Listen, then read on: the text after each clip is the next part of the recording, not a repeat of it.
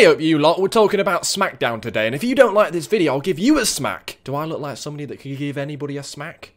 Not really. Today we're talking about 10 huge changes coming to SmackDown Live. Number 1, it's the fact SmackDown Live is going to be airing on Fox as of October 2019. Fox have apparently offered WWE $1 billion for 5 years. Are they insane? Imagine how many Big Macs they could have bought with that, or even blowjob bonanzas. Now the deal works out at $250 million per year. That's crazy. $250 a year for the apparent B show. It's not bad for a B show. Number 2 is that SmackDown is now getting 3 times the amount of investment it's currently getting with the USA Network. You know what that means? More money for Vince McMahon. Could it mean bigger and better shows? Or is he just going to spend it on Fortnite skins? Now you lot are always moaning that there's no Pyro anymore. Could we get Pyro back now that they've got more bloody money? With the extra money, WWE could also offer some big money contracts to the big boys like Cody Rhodes, Kenny Omega, or even the Young Bucks. Surely 3 times the investment, we're going to see an improvement in the product. Number 3, it's that we could be getting more of a brand war between Raw and SmackDown. Have we ever had a brand war, to be honest? Not really.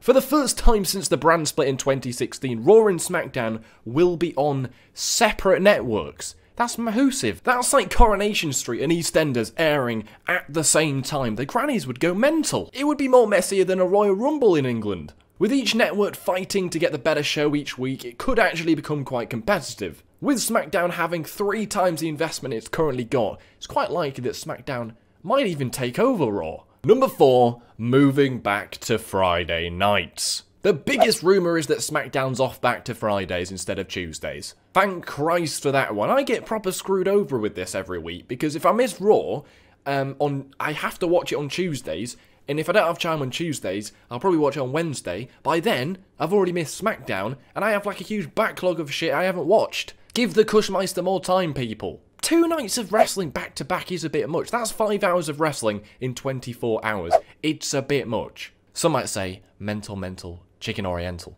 Number 5, a higher viewership. It's about time we got some of that. Now with Fox already having a wide range of sporting channels already, such as baseball, basketball, and American football, WWE shows seemingly will fit a lot better on the Fox network than they do on the USA channel. And this should result in a higher viewership. I wish I could do something like that to my channel. Should result in a higher viewership due to the fact that Fox already has a pretty big sporting audience. And it will also be the first time that SmackDown's aired on a channel that isn't the USA Network since 2016. So you know what? They might find a fan or two. Number 6, oh Jesus. Moving to 3 hours. Is SmackDown moving to 3 hours? It's been a rumour for about 3 bloody years now. Oh Jesus, I would rather watch a dog lick its bollocks for half an hour every week than watch 6 hours of WWE. Now why would they want to go 3 hours? Why would they bloody want to go 3 hours? Well, if they're paying $250 million a year, they're going to want to get the money's worth, and adding an extra hour definitely makes up for it.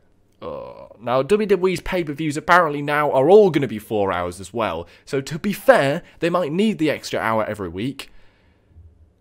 Do we want it?